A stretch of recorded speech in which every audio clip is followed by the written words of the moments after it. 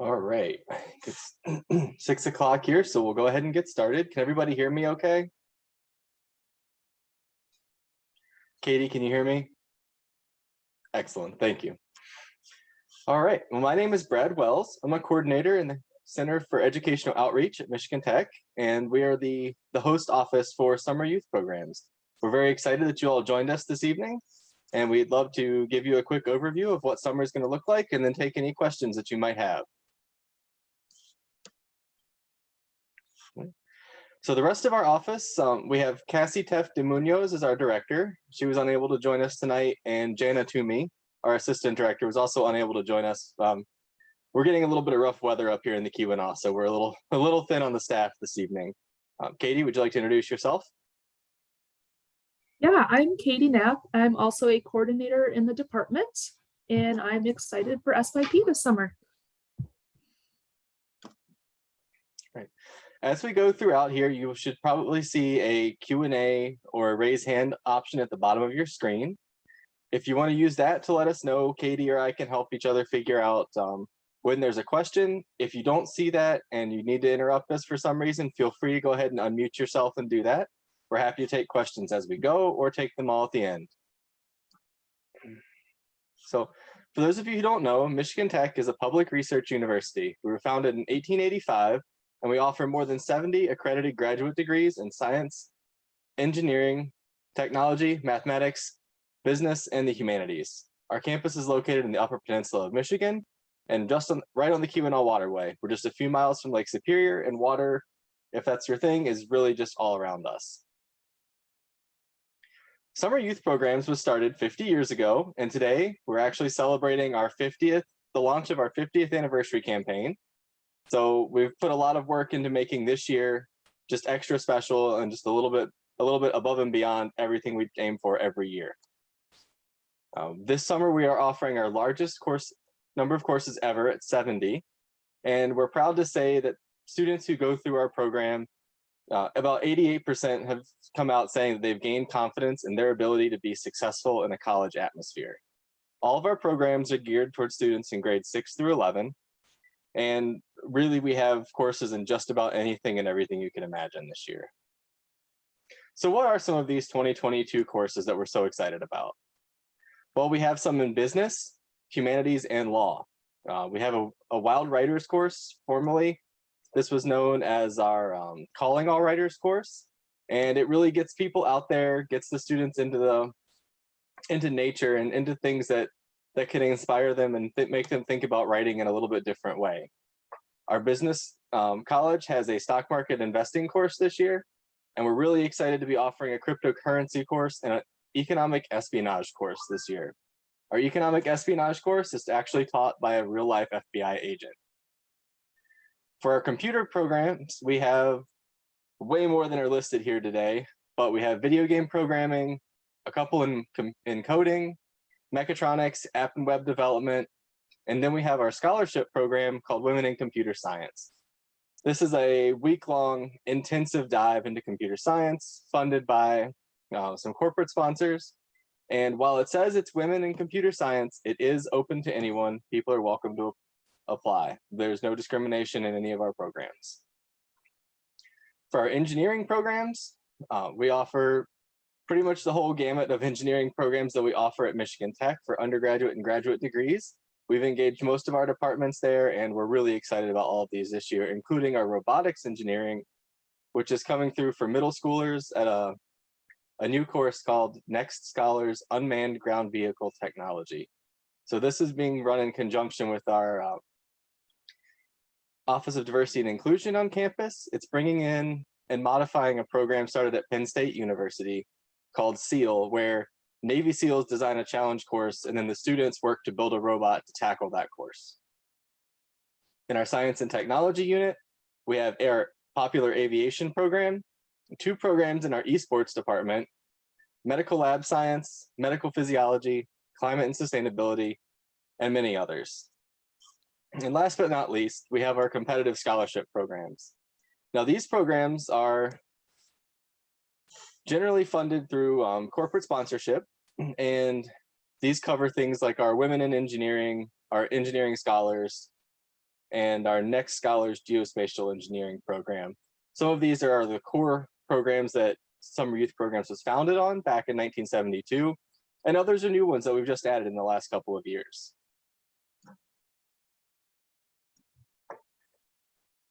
When you want to learn more about any of our courses, we encourage you to check out our website.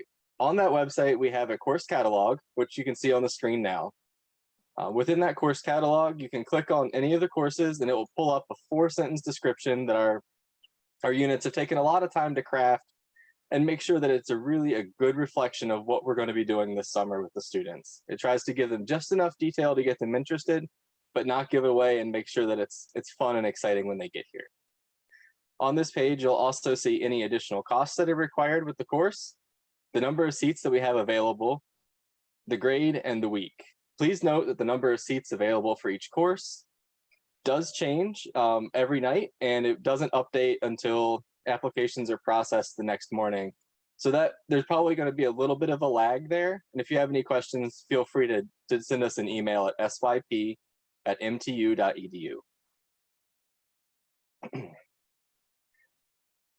Now, new courses for 2022. I said this was a special year. It really is. We have added 10 or 11 new courses for 2022. I've listed them all out here on the screen in case you were interested, but these are all brand new, but run by departments who have been doing this a long time. They're really excited about it. Some of these are going to have scholarships attached to them as well. More information about that is going to be forthcoming in the new year. But we really encourage you to check out these courses. The instructors are just totally excited. We are too. They're going to be a lot of fun.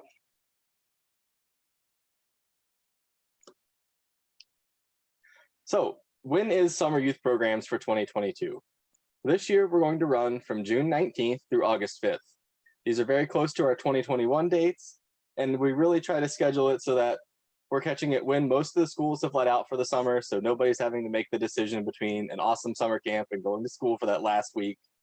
And so we get it wrapped up in time for the university to be able to take over the dormitory space and get things ready for students to come back in. All of our weeks will start with a check-in on Sunday morning. That will run from 10 a.m. to 2 p.m. and then check out on Friday evenings. Checkout's available on Saturday, but we're really encouraging everyone to come out on Friday so that we can give our counselors a little bit of a break and they're ready on Sunday morning, recharged, to make sure that the next group of students has the best possible experience. Another important question that many parents have is, what does summer youth programs cost? Well, it really depends on how you're going to be involved with the program. We offer a commuter option where you can stay in the area, enjoy the beauty of the Keweenaw as a family. Your student can come to class from 9 a.m. to 4 p.m. and that will cover their tuition for the class and their meal at lunchtime. After that, they can be picked up by the parent or guardian, go back and just explore the Keweenaw, enjoy the fact that it stays light up here until 11 o'clock at night in the summer, and just really get to know what it is like to live in Houghton. Another option we have is our live-in, and this is probably our most common option. The live-in course is $9.95. That covers the tuition, program fees, all of their meals, that's breakfast, lunch, and dinner, for every day of the program, as well as their room and board. With this, they will be engaged in evening activities throughout the week, and that's handled by a series of counselors that we have. Katie's going to talk a little bit about our staff later, but we put them through some pretty rigorous training to make sure that they are prepared to help your student have the best experience. Our commuter students are also welcome to participate in these evening activities, and that's included at no additional cost. The final option is for those competitive scholarships that I mentioned a little bit ago. Those have a little bit of a different cost structure because of that corporate sponsorship. So those can range anywhere from $0, they're completely free, such as our Tracks to the Future program, formerly known as Rail and Intermodal Technology, and up to about $325, which is the fee for our Engineering Scholars programs. So really, there's cost options everywhere. We want to work with you. We have scholarships available as well. Feel free to check out our website for all of that detail. I could bore you with it all this evening, but we'd be here for 3 hours. So to keep it short, we're just going to hit the highlights. So now that you've thought about the costs of SYP, and you've heard about our courses. How do you apply? Well, the first thing you want to do is go to our website, mtu.edu/SYP. There, you'll see a couple of different buttons on the landing page. There's a yellow button about halfway down that says Apply Now, and there's a little button in the upper right corner that says Sign Up Now. Either one of those, you can click on them.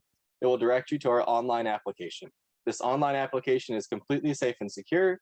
It's free, and it's really easy to use. As you go through there, you'll put in your information about your contact info, where your student goes to high school or middle school, what course they want to take, and what weeks they want to join us at SYP. All that information then comes to our staff where we get you enrolled in your course. Generally, this happens within about 24 hours, but I will say with the holidays coming up, things are going to be a bit slower for the next couple of weeks. Once we get caught up there, we'll be back to our 24-hour turnaround. After we have everything put into the system, we will send out, usually around March 1st, a series that we call our confirmation packet. So this is when we're looking for health information, how your student's planning on getting here, any medical forms, information about medications, insurance information, all the little stuff to make sure that in the event that something does go wrong, we're prepared and can handle it in a very quick and reliable fashion. The final thing you'll receive from us is your welcome packet, and this will come a few weeks before you get ready to come to camp. This will send you your packing list, details on check-in, some reminders about the dates and times, little things like that. And we're really hoping that this communication will also have a little more information about the local area for parents who are maybe dropping off students, good places to go and explore while your student gets settled in. Katie, do you want to take over for how to get to SYP? Yes, I can. And if I miss anything, Brad, feel free to jump in as well.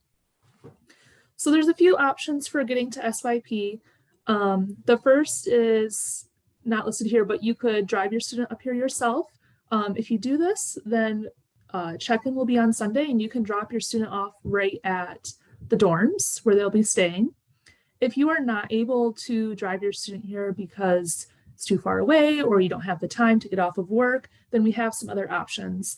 One of them is a charter bus that stops at 4 places in Lower Michigan, in Novi, Lansing, Bay City, and Gaylord. And that can be a one-way ticket or a two-way ticket or a round-trip ticket. So whether you can drop your student off but not pick them up, we can handle that for you.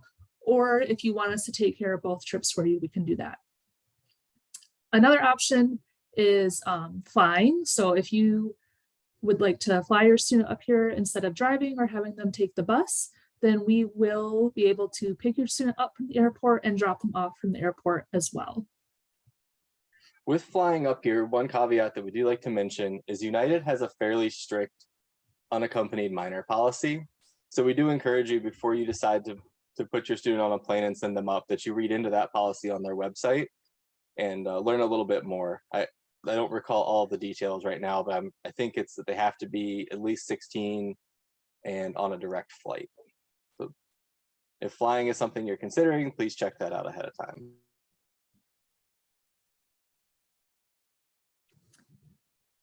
All right. So when students arrive on Sunday, they will be welcomed by our counselors in the residence hall. The first thing that they will do is go to their room, get settled in.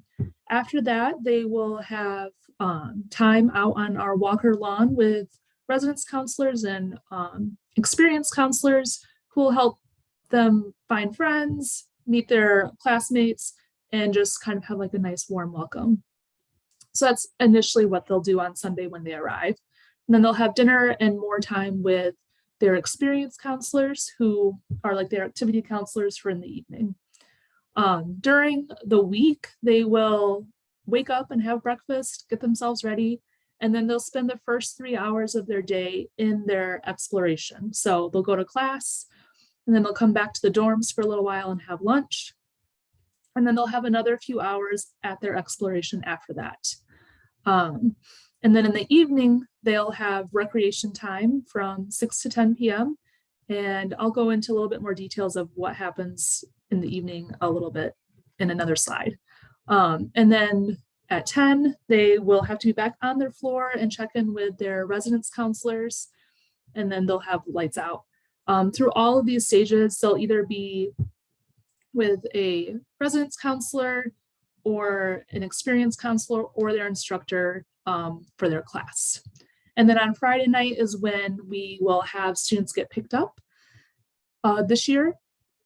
So starting, I think our pickup time will be from 5 to 9 p.m. on Friday nights, and you'll pick your students up in the same place that you dropped them off.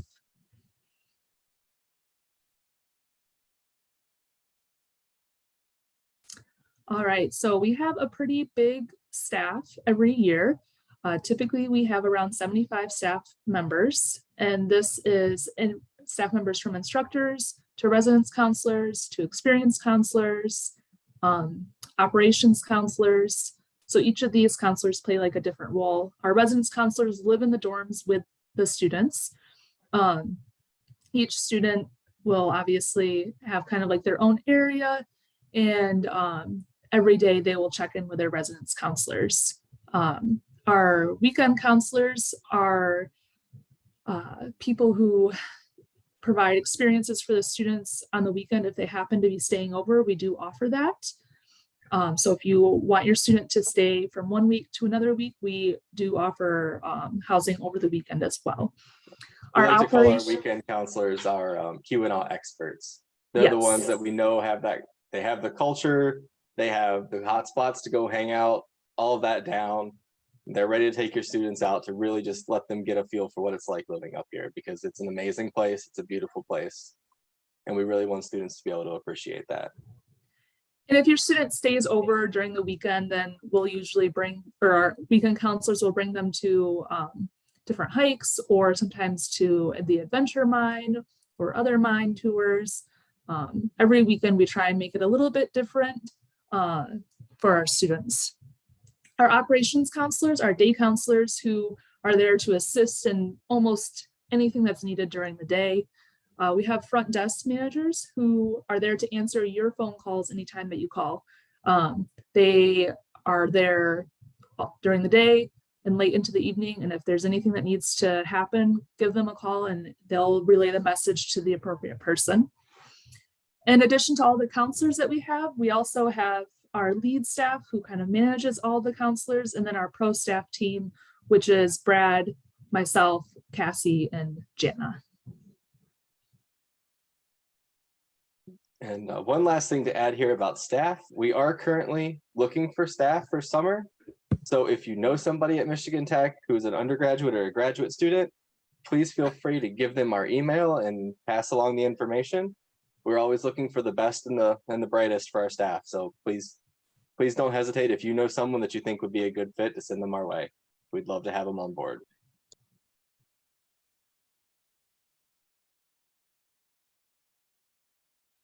All right, while students are in the residence halls, they will have 27 hour supervision provided by our staff, mostly our counselors and other staff members.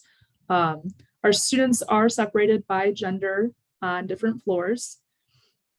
So typically we have the males on one floor and the females on another floor. If your student is non-binary or transgender or has other needs, then please let us know and we can make arrangements for that. We don't want anyone to feel uncomfortable, and we are willing to help out with that.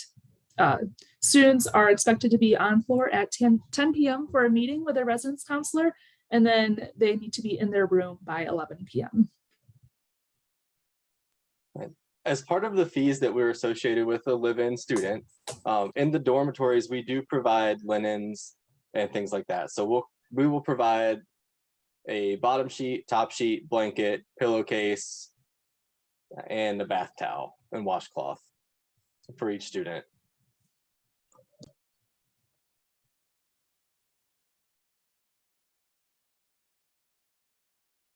So after the students are done in their classes all day, they get kind of a little bit more of what you might think of as a traditional camp experience. So they will be able to participate in outdoor games, hiking, beach trips, arts and crafts, and more. We really like to rotate what the students are doing too, so they never do the same thing every night. All the students get to go experience somewhere in the Keweenaw, whether it be a beach or a hike, or they get to do both.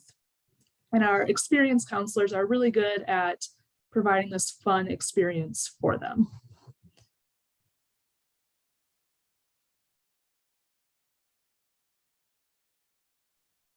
All right, so the last thing that we wanted to talk about this evening, before we give you all a big surprise here at the end, is that we do acknowledge things are still in kind of a sticky situation in terms of COVID-19. Health and safety is our top priority at summer youth programs, and Michigan Technological University is committed to the safe execution of SYP. We try to do this in adherence with all known and applicable risk mitigation practices related to the pandemic, and we're currently planning operations for summer 2022. At this time, we don't anticipate anything to be unusual, I guess I would say, for whatever that term is worth anymore. And if we do have to make adjustments to programming, we will let our parents know as soon as possible. So with that, I wanted to let everybody know that SYP applications for summer 2022 are officially open. You can go to our website as soon as we're done here. You can start logging on now if you want to take a look at the courses or get your students signed up. We're excited to be at this point and look forward to seeing everybody at camp this summer. This time we'll open the floor to questions. Please feel free to just unmute yourself and ask away.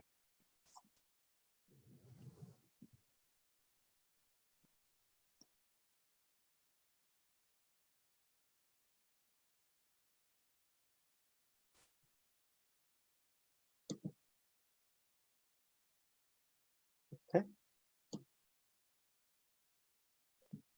All right, well, Katie and I will hang out here for a few more minutes. If anyone has any questions or you want to go back and look at another slide, maybe you want to pop over to our website and check things out. But at 6:25, we will go ahead and shut this meeting down. We appreciate you all coming out this evening and look forward to hearing from you or seeing your students on campus. Thank you so much.